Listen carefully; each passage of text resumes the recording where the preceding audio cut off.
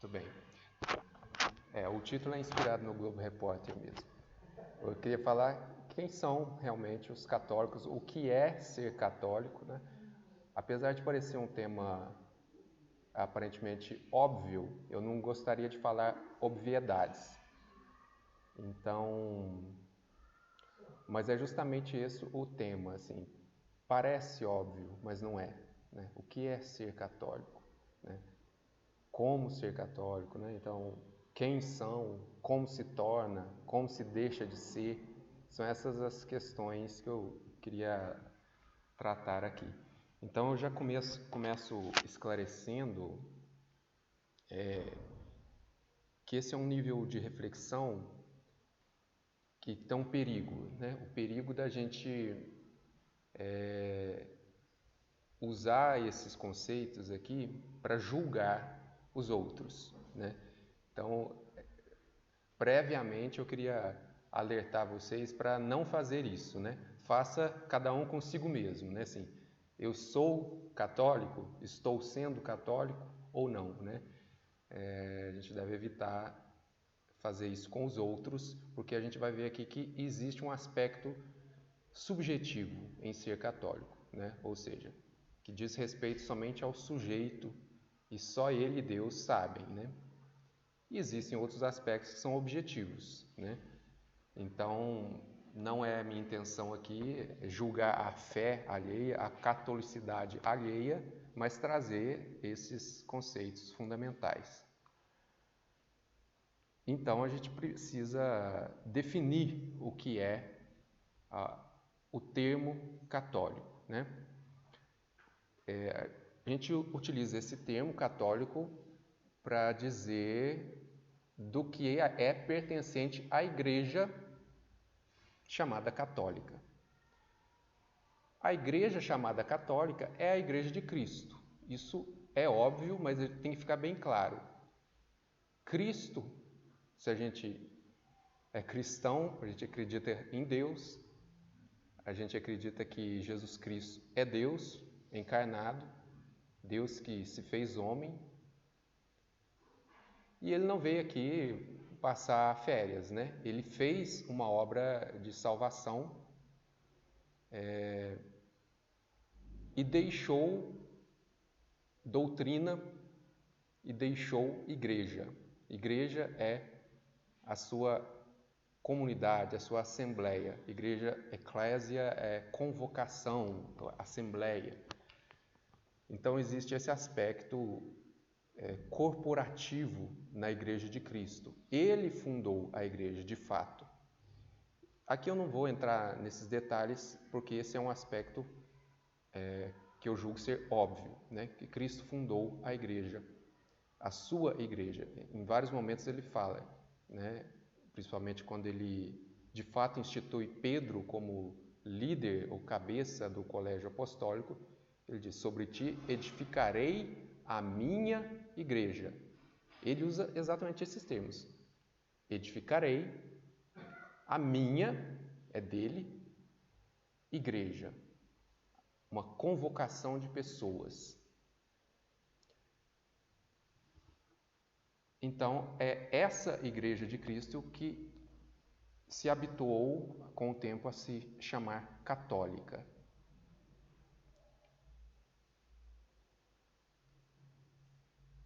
E a igreja de Cristo é um corpo místico. Eu disse tem um aspecto de corporação humano, né, social, é um agrupamento de pessoas, mas o essencial desse agrupamento, que difere de todos os outros, é que é um corpo de Cristo. E quem afirma isso também é o próprio Cristo, os apóstolos, São Paulo principalmente desenvolve bem essa teologia da igreja como corpo de Cristo, né?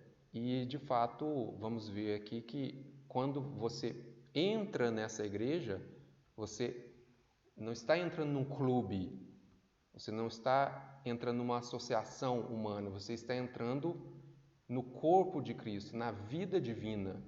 Ora, Cristo é Deus, e se nós participamos do corpo de Cristo, nós participamos da divindade. Esse é o diferencial da igreja como convocação, como assembleia, corporação humana e divina. Ora, se Cristo é Deus, fundou uma igreja, essa igreja é verdadeira, não pode errar, porque é o corpo de Cristo. Cristo é a cabeça dessa igreja. E ele instituiu essa igreja, então, com diversos carismas, e o principal aqui é o carisma da infalibilidade. Ele não poderia deixar essa sua estrutura divina e humana a Deus dará, né? No decorrer dos tempos, né? Então ele dotou essa estrutura de um carisma divino, né? Ele disse, eu enviarei o Espírito Santo, ele vos ensinará toda a verdade. A Pedro ele disse, e aos apóstolos, a quem perdoar os pecados serão perdoados, tudo que ligar na terra será ligado no céu. Ora, essas são promessas divinas do próprio Jesus. Foi o modo que ele teve de garantir que essa instituição continuasse sendo divina até o fim dos tempos. E essa igreja permanece até o fim dos tempos e entra na sua plenitude na eternidade, né? Quando, conforme está no Novo Testamento, Cristo será tudo em todos, né? Ou seja, esse corpo de Cristo será pleno somente na eternidade. O Catecismo diz que a igreja é o sacramento universal da salvação. Sacramento é sinal sagrado, universal, vamos ver aqui, que esse é o sentido católico, e da salvação. Instrumento visível, pelo qual Deus comunica a graça invisível. Então, como que se entra na igreja? Como nos tornamos membros da Igreja de Cristo? Pelo batismo. Pelo batismo. O batismo é a porta de entrada, pelo qual o homem é incorporado à igreja. Olha os termos. Ele é incorporado, ele entra no corpo de Cristo, na Igreja de Cristo, cuja cabeça é o próprio Cristo. Nós nos tornamos membros de Cristo. Olha as palavras que são mais reais na igreja do que em qualquer outra associação. Aqui a gente é membro desse instituto, dessa associação, mas não é membro no sentido literal, de fato mesmo, né? Se alguém aqui falta, o instituto não fica aleijado, né? Faz uma falta, mas não fica aleijado. Não há aqui uma cabeça sem a qual o instituto morre, mas todos somos igualmente membros. Na igreja é diferente, nós nos tornamos membros, mas há uma cabeça que garante essa vida divina eterna a essa instituição. O batismo, então, foi o modo visível, né? O sacramento, o sinal sagrado visível, pelo qual Cristo deixou como sinal a pertença a essa igreja. No nível jurídico humano, né? Trouxe até o Código de Direito Canônico aqui. Se diz, inclusive, tem essa definição do que é, de como se torna alguém católico.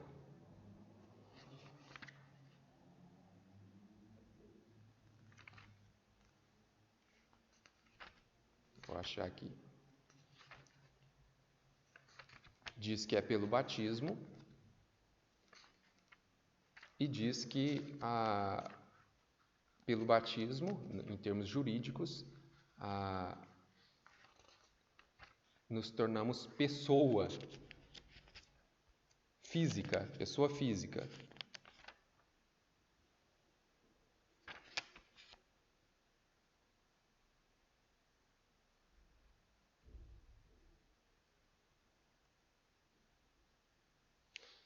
Olha, Cânon 11. Estão obrigados às leis meramente eclesiásticas os batizados na Igreja Católica ou nela recebidos. Esse conceito aqui é interessante. Como assim? Batizados ou nela recebidos? Nela na igreja, né? Porque o batismo de fato incorpora a igreja, mesmo não sendo na igreja católica. Por isso a igreja reconhece como válido o batismo por qualquer pessoa que seja. Se a pessoa batiza na intenção de fazer aquilo que a igreja faz, ou seja, que a pessoa receba a fé da igreja e que se incorpore a essa igreja. Então, se você batiza em nome do Pai, do Filho e do Espírito Santo com água, com o desejo de que essa pessoa se torne membro da igreja de Cristo, ela está de fato batizada, ela recebe toda a graça do sacramento e é incorporada à igreja. Ô Márcio, quando é que o batizado é inválido? Quando falta esses elementos, o batismo conforme Cristo ensinou, em nome do Pai, do Filho e do Espírito Santo, quando falta o elemento sensível, que é o derramamento de água, quando falta a intenção, ou seja, se batizou só por superstição, por um ritual vazio, não tinha intenção de que a pessoa se tornasse cristã católica, aí é inválido. Católica aqui no sentido que eu ainda vou falar, né? Porque a igreja reconhece o batismo como válido, mas a pessoa ainda não é plenamente católica se ela não está na igreja católica, né?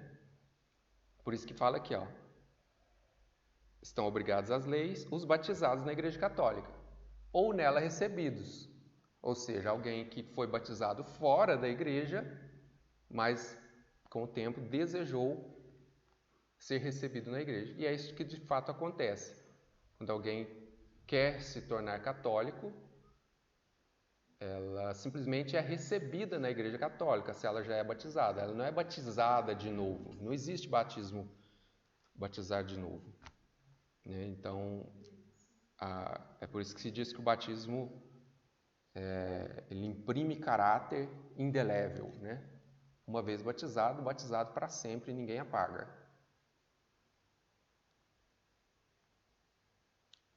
E essa questão do recebimento na igreja também é interessante até para nós mesmos que somos batizados na igreja católica, às vezes frequentamos e nos consideramos católicos,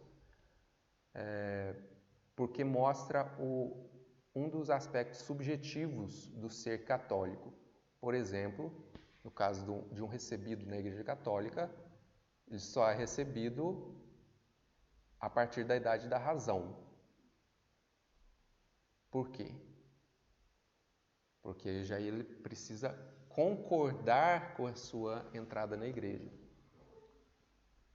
Você quer? Você tem consciência? É isso que você quer? Sim.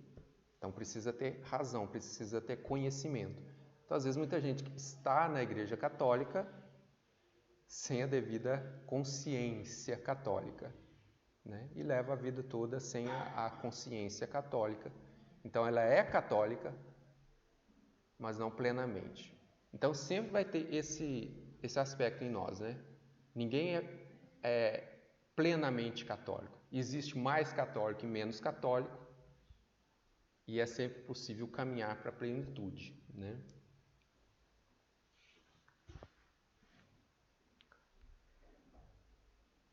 E também pelo aspecto na igreja que se batiza crianças, né? A criança se torna católica, ela é batizada, se torna católica, filha de Deus, pelo sacramento, mas ela precisa da maturidade, né? Por isso que na igreja latina, inclusive, se deixa para depois a crisma, né? Que é um sacramento da unção, da maturidade cristã, né? Então, e é interessante que a crisma, apesar de que a gente recebe mais velho, né? De jovem para frente, é um sacramento da iniciação cristã, que são os três, né? Batismo, Eucaristia e crisma. Por que da iniciação se só é depois? Justamente porque caminhamos para a plenitude. E a crisma exige a razão, né? A idade da razão. Então, exige que você de fato receba conscientemente aquilo que foi te dado no batismo, que é a fé, né? A profissão da fé. Pelo batismo a gente recebe a fé como semente, né? Mas a gente precisa professar a fé. Por isso que de tempos em tempos a gente faz a renovação das promessas do batismo, para a gente se tornar mais católico, né? De fato, crer naquilo que foi dado a nós.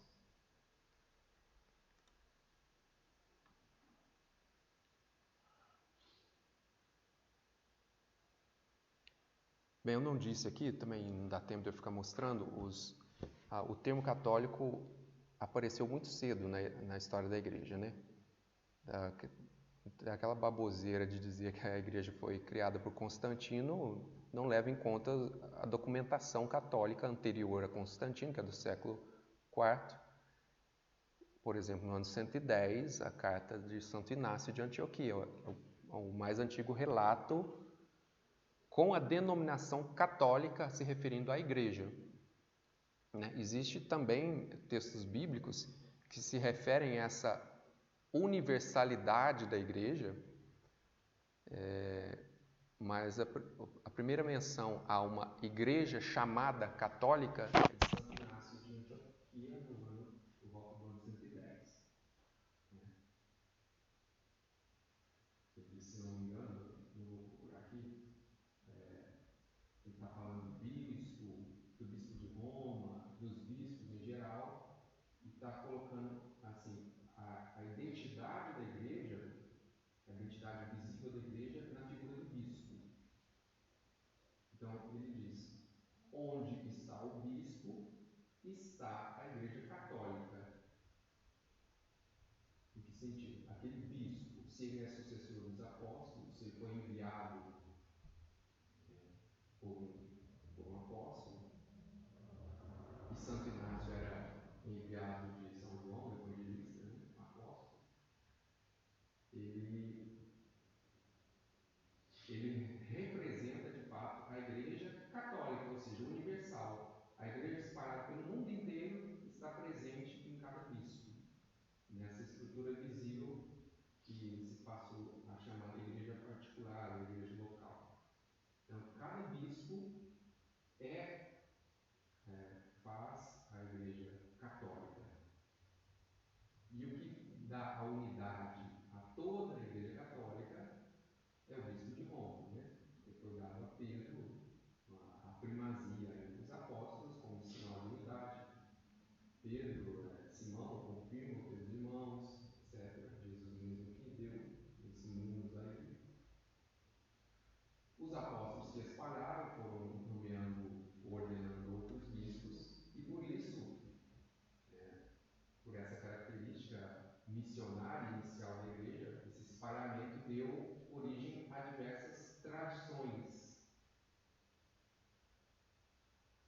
E é por isso que a gente hoje separa, né, por exemplo, o Código de Direito Canônico diz aqui que isso aqui só se refere à igreja latina.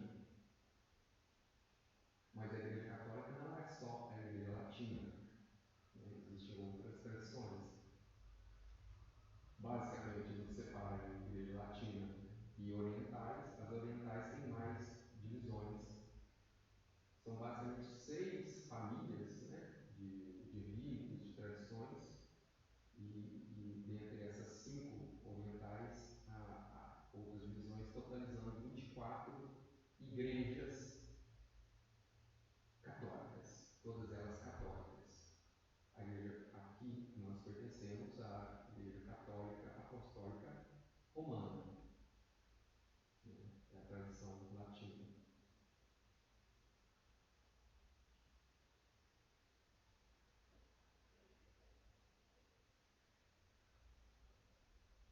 Então, essa própria diversidade de ritos e tradições manifesta a catolicidade. Então, quando a gente fala católico, é universal, é para todos, por todos e por todo o mundo. Né? Tem todos esses sentidos dentro da palavra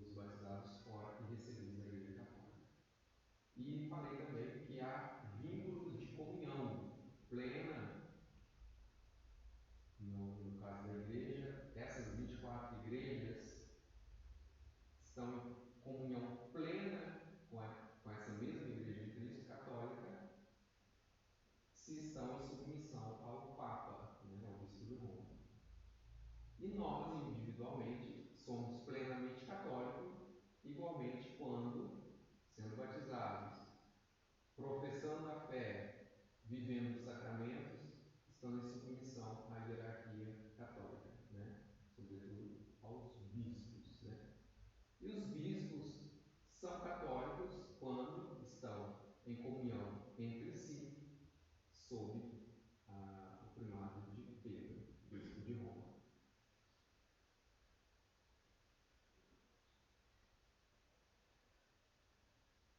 Aqui só uma curiosidade, né?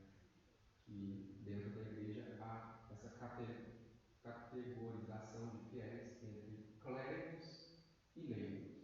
Qual a diferença?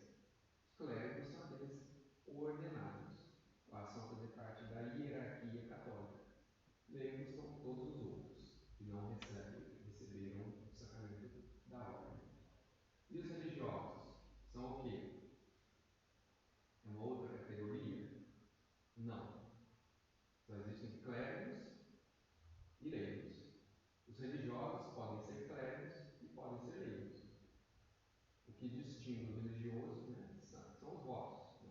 A pessoa que faz votos de obediência, castidade. Então, você pode ser um religioso leigo ou um religioso clérigo.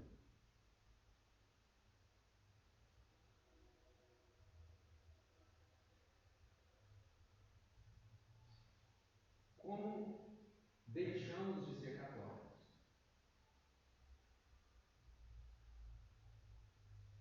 Cortando totalmente, assim, realmente você já não é católico.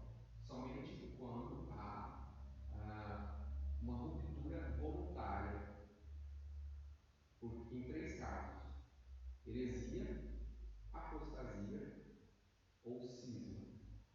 Heresia é a negação de uma verdade de fé, de uma ou várias. Né? Apostasia é repúdio total da fé.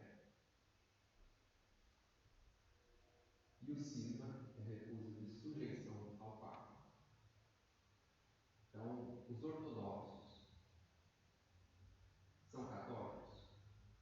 Já foram, né? Em certo grau, ainda são pertencentes à Igreja de Cristo. Então, de algum modo, eles ainda têm uma comunhão católica. Mas caíram no cisma, ou seja, se separaram da sujeição ao Papa. Então, já não são mais chamados católicos, embora haja certa comunhão. As outras denominações cristãs nem se fala, né? Não, além de cisma, não se sujeita ao Papa, caem heresias e apostasia, às vezes, em algumas cenas. Agora, um aspecto importante: ninguém cai em um desses três casos aqui, de repúdio à fé ou rejeição à fé católica, sem saber. Né? Aqui diz, tem caráter voluntário. Você tem que querer negar a fé, você tem que querer se separar da igreja, você tem que querer não se sujeitar ao Papa. E mesmo assim, na maioria das vezes, esses delitos contra a fé têm que ser declarados pela autoridade da igreja. Ou seja, tem muitos casos de famoso, por exemplo, a Madonna. Vivia falando que era excomungada. Nunca foi. Nunca foi. Queria um marketing, né? Eu sou excomungado. Nunca foi. Nunca foi declarado. E não é necessário a declaração de que ela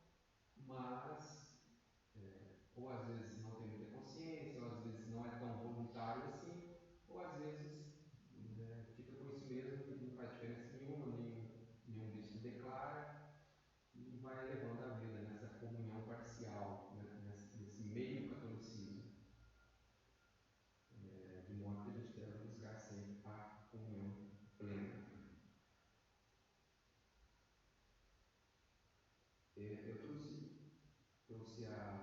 esse aspecto da virtude da comunhão para fechar esse primeiro bloco aqui. Até agora está falando quem são os católicos, né? Então vocês vejam que existem extremos, né?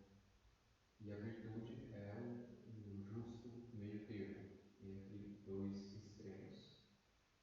Um extremo por defeito, né, por falta, no caso que seria um subjetivismo ou autocefalia, ou seja, não, eu sou católico do meu jeito, né? Lembra um certo político que nós temos, eu sou católico do meu jeito.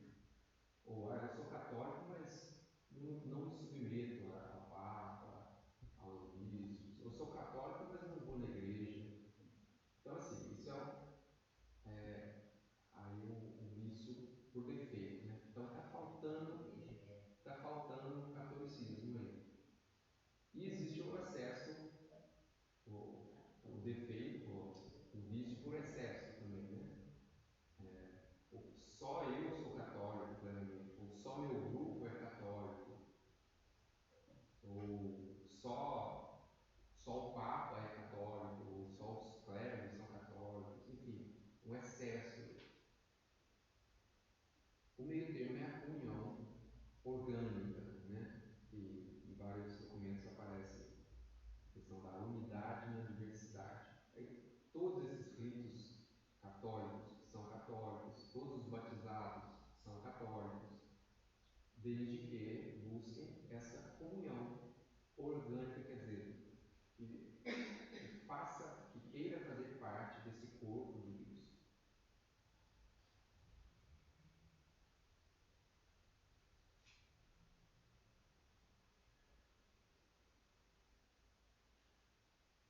A segunda parte dessa apresentação, primeiro falamos quem são os católicos, agora brevemente no que creem os católicos.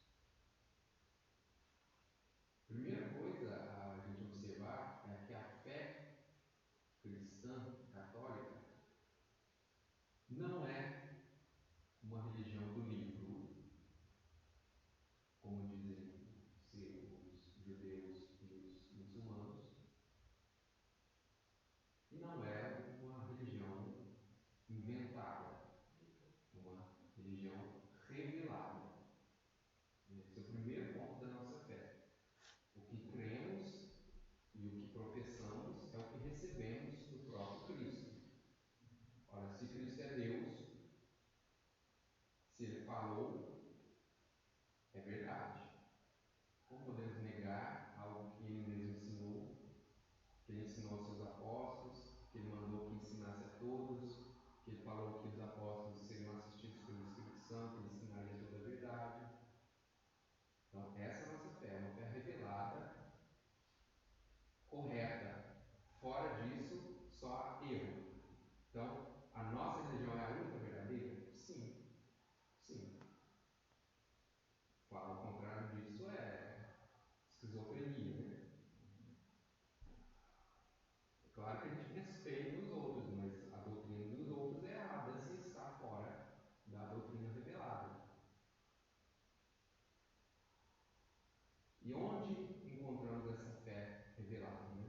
Que é chamado de depósito da fé. Onde foi colocada essa revelação?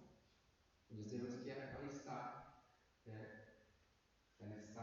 sendo transmitida, né? Carregada, ou seja, por uma tradição. Tradição é transmissão. Uma tradição inicialmente oral, né? Jesus não escreveu nada.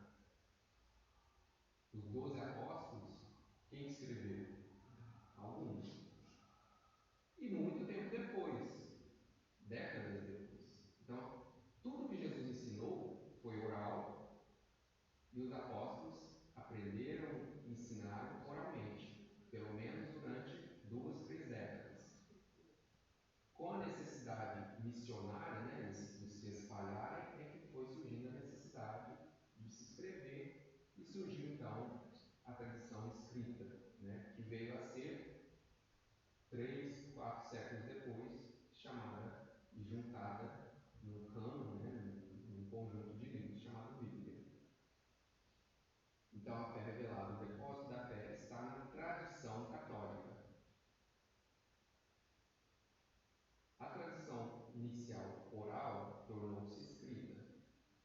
Então, hoje a gente diz que existe a Sagrada Escritura e a Sagrada Tradição.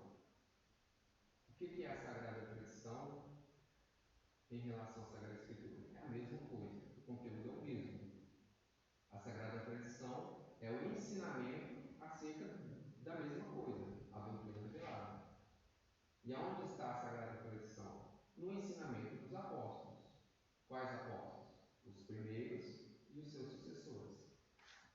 Então, tudo o que a igreja institucional, hierárquica, visível, que são os bispos, ensina, faz parte da tradição, da Sagrada Tradição. E não é diferente do que está na Sagrada Escritura. Aí o magistério, o que é? Eu costumo falar que é um tripé, né? Mas ele tem que diferenciar. O depósito da fé está em duas fontes, ou uma fonte só, por duas vias, né? Sagrada Tradição, Sagrada Escritura. O magistério é o serviço que a igreja, a sua hierarquia, presta a esse sagrado depósito, de interpretar e de ensinar, por isso chamado magistério, sagrado magistério. Então, temos acesso à Sagrada Tradição, à Sagrada Escritura? Temos. Mas eu individualmente, qualquer um que seja, por mais apto que seja, mais douto, podemos interpretar a Sagrada Tradição? Podemos. Autenticamente, autorizadamente? Não. Autenticamente, autorizadamente, somente o magistério da igreja. E isso garante a unidade católica, né? O que foi o protestantismo, o que foi o Lutero, foi a perda dessa unidade católica, porque ele inventou o princípio, tirado do atrás da orelha, que eu recebo o Espírito Santo para interpretar a Sagrada Escritura. E aí, fim da vida dele, trágica, ele reconhece. Há tantas igrejas quanto cabeças. Se cada um é inspirado pelo Espírito Santo, cada um diz uma coisa diferente, já não há mais catolicidade.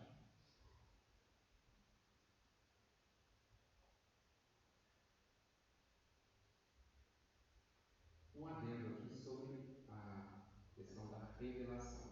O que eu disse aqui tudo, o depósito da fé, é chamado de revelação pública, ou seja, aquilo que Jesus ensinou abertamente e aos apóstolos, e que o que eles ensinaram abertamente e escreveram posteriormente. Isso é chamado de revelação pública, e a igreja diz que essa revelação se encerrou com a morte do último apóstolo. Ou seja, toda a doutrina revelada que temos veio no primeiro século. Nada mais foi acrescentado. O que temos depois disso é o ensino, né? A interpretação, a atualização, a adaptação às diversas culturas, aos diversos públicos, dessa mesma doutrina revelada publicamente no primeiro século, por Cristo aos apóstolos. Aí tem a questão das revelações particulares. Aí a igreja diz o seguinte: bem, nós não temos como averiguar se você está dizendo que está vendo Nossa Senhora, o anjo, que seja, que está te dizendo coisas, só você e Deus para saber. Mas se você está ensinando o mesmo que está na Sagrada Escritura e na Sagrada Tradição, tudo bem. Crê quem quiser. Se está ensinando algo diferente, aí já não é católico. Por isso a igreja diz que essas revelações ditas particulares, ou aparições, inclusive, cada um tem a liberdade de crer se quiser. Por quê? Elas em nada acrescentam à revelação pública. Esse, inclusive, é um critério. Se está falando algo diferente da revelação pública, diferente da Sagrada Escritura, diferente da tradição, diferente do magistério, pode ter certeza que é engano. Bem, toda essa revelação, ela foi compendiada, né, na Sagrada Escritura, nos documentos da igreja, mas existem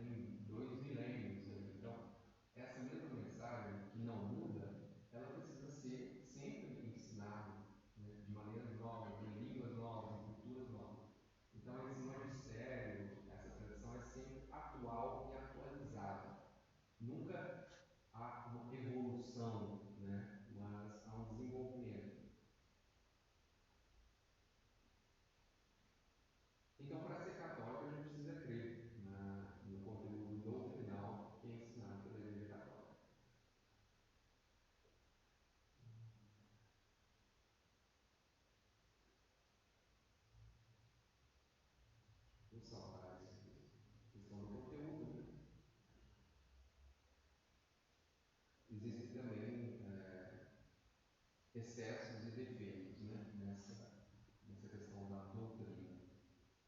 Qual seria o defeito, né? Tem o modernismo, ou seja, não, essa doutrina é do passado, tem que evoluir, tem que mudar. Isso aí que está na Bíblia já não é mais assim, né? Abrir um parênteses, está na Bíblia no Novo Testamento, tá? Porque o Antigo, sim, mudou, né? É um outro erro que eu não comentei antes também, porque a gente ouve alguns dizer assim, o cristianismo é uma continuação ou uma evolução do judaísmo. Não, é uma coisa totalmente diferente. Tem elementos comuns? Tem, muito poucos, para falar a verdade. Jesus era judeu? Sim, era. Mas ele rompeu com o judaísmo. Rompeu ou não rompeu? Foi inclusive o motivo da morte dele.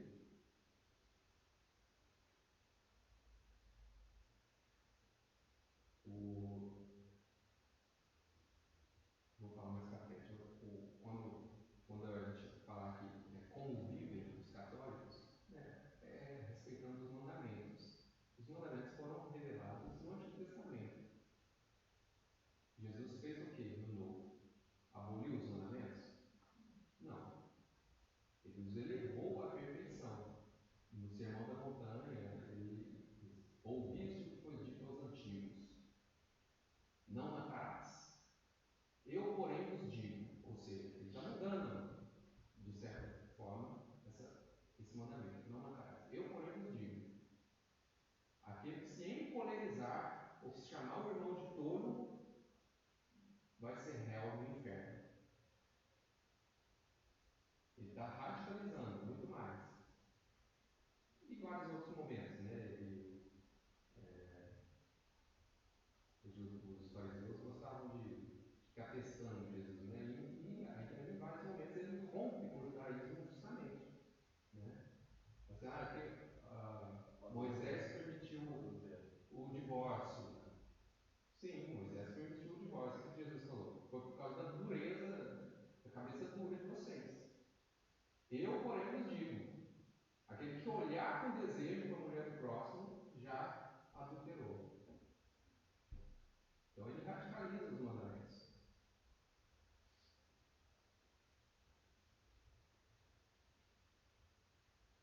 Outro defeito seria o evolucionismo doutrinário, né? Conforme eu disse, a doutrina não muda. A doutrina não muda. Ela se desenvolve, ela atualiza, mas ela não muda. Né? O que era verdade lá no primeiro século continua sendo verdade hoje. Né? A gente tem melhores modos de entender, mas nunca alterando o conteúdo. O excesso seria um fundamentalismo, tanto magisterial quanto bíblico, né? Assim, eu estou lendo aqui na Bíblia que a mulher não deve usar, não, como é que é? A mulher não deve falar na igreja.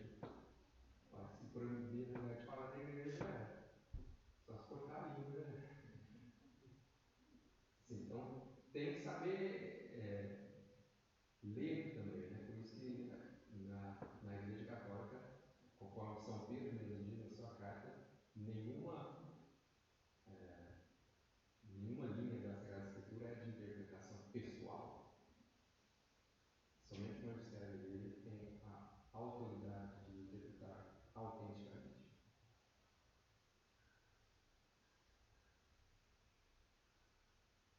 Bem, terceira e última parte: como vivem os católicos. Já introduzi, né?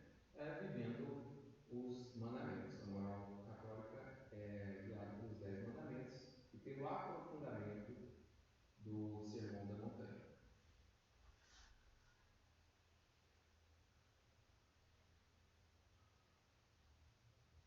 Além disso, não, né? A igreja foi explicando os mandamentos, né?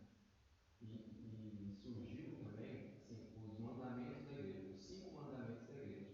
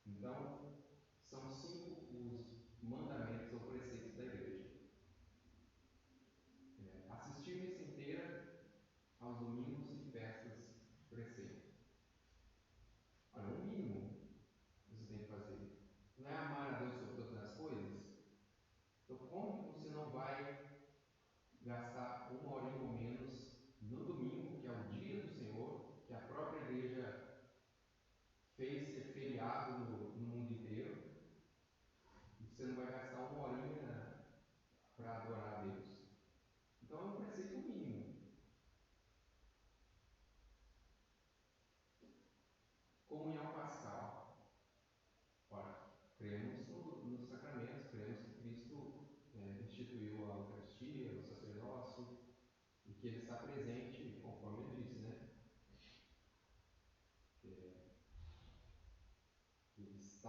Ele é aquele pão dado por nós.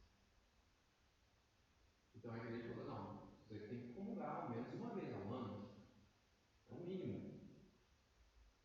E ligado a isso, assim, conforme São Paulo ensina, você não pode comer o corpo de Cristo indignamente. Como seria indignamente? Não distinguindo ou em pecado grave. Para não estar em pecado grave, existe. E Jesus deixou também o sacramento da confissão. Você deve confessar ao menos uma vez ao ano, é o mínimo. Então veja que tudo isso é desenvolvimento do primeiro mandamento, é amar a Deus sobre todas as coisas. O jejum e a abstinência também, o preceito do jejum e abstinência, é mínimo. Né?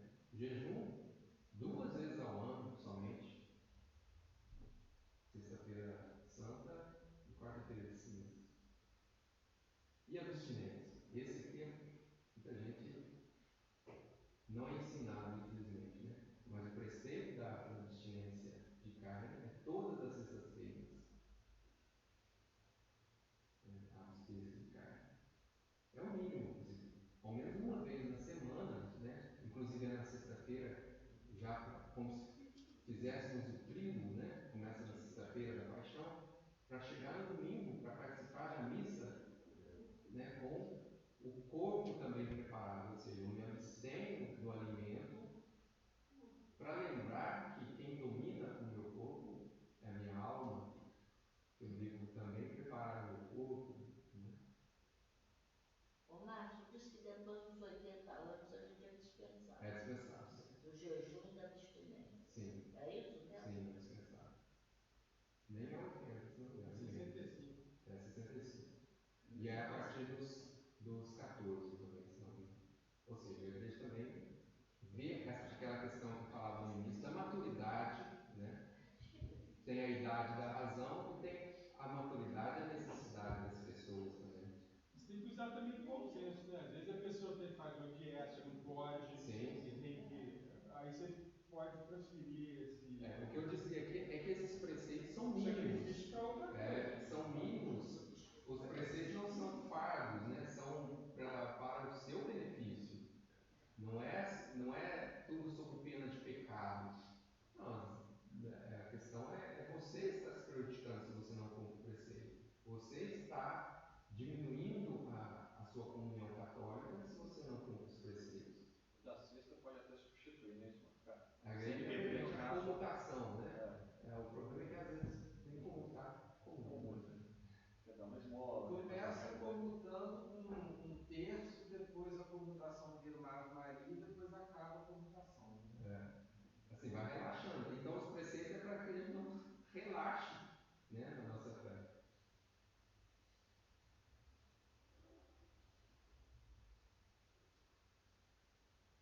E também faz parte da fé católica, do modo de viver católico, né, a vivência dos sacramentos. A fé católica ela é sacramental. Eu comecei dizendo que a igreja é como que o sacramento universal da salvação. Ou seja, aquele antigo dogma que não mudou, fora da igreja não há salvação. Eu não disse que os dogmas não mudam? Fora da igreja não há salvação. E como que a igreja salva? Pelos sacramentos.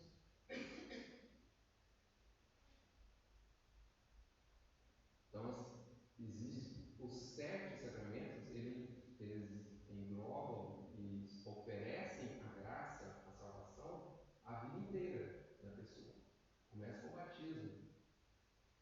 A Eucaristia pode ser diária, ou seja, pão cotidiano. A gente reza no Pai Nosso, dai-nos hoje o pão de cada dia. Não é só o pão material, né? Mas é o alimento da fé também. O sacramento da cura, né? Se você cai em pecado, existe a cura, o perdão sacramental. Até a doença física também, a unção, o sacramento do ou a vida ordenada, dedicada à igreja, ou a vida secular, no mundo, né, do matrimônio. Então, os católicos vivem sacramentalmente, ou seja, vivendo no corpo, na matéria, as realidades invisíveis espirituais.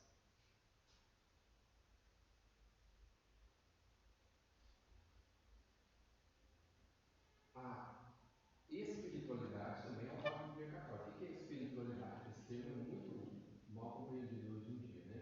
Hoje existe muito espiritualismo, é tudo espiritual, e tem mesmo o que é espiritualidade? Ou mística, até. O que é mística ou espiritualidade? É a união com Deus.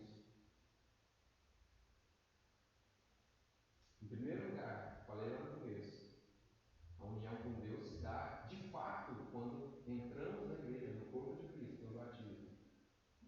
Mas a gente alimenta essa união com Deus cumprindo os mandamentos, ou seja, não saindo do corpo de Cristo pelo pecado, uma ruptura voluntária.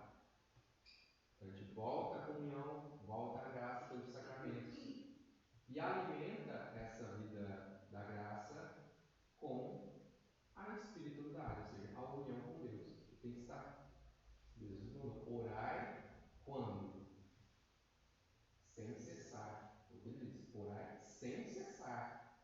É a cada segundo. Você tem que estar em oração, em união com Deus. Então não é só nos momentos de oração. É claro que os momentos de oração te ajudam a viver essa espiritualidade. E aí, falando em geral em ser católico, o que é mais católico e menos católico, a igreja mesmo, ela não obriga ninguém a determinada devoção ou determinada oração, né? Quando você pega o catecismo nessa parte da oração, ela tem um modelo. O modelo é a oração que Jesus ensinou, o Pai Nosso, que ela contempla tudo. Né? Em segundo lugar, agora não posso não estar sendo exato, mas em segundo lugar, o catecismo coloca a leitura espiritual, ou seja, da Sagrada Escritura, né? Ou seja, ao ouvir as próprias palavras de Cristo, né? Isso é um modo de estar em comunhão com Deus. E da Sagrada Escritura se tira a devoção mariana e cita-se a oração da Ave Maria, que é toda bíblica, né? São versículos bíblicos, a palavra do anjo, a palavra de Santa Isabel. E aí emenda-se com a recomendação, não é obrigação, do rosário, né? Que junta as duas coisas. A meditação dos mistérios divinos que estão consignados na Sagrada Escritura, com a devoção mariana, com a oração do Pai Nosso. Então, assim, é um modelo perfeito de oração. Mas eu friso aqui que nada disso é obrigação. Assim, ninguém é mais ou menos católico se reza de um modo ou de outro, né? Desde que reze sem cessar. Né?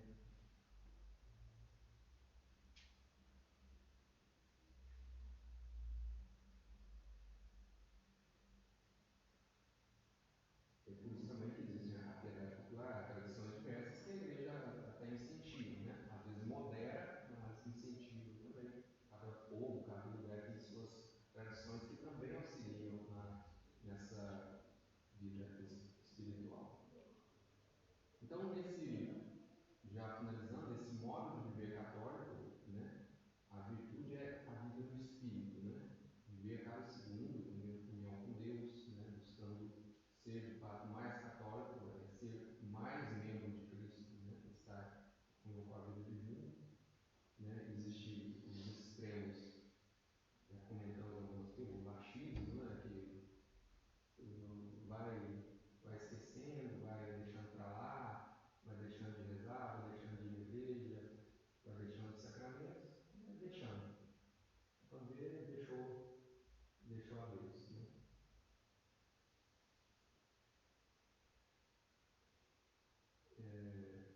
E também a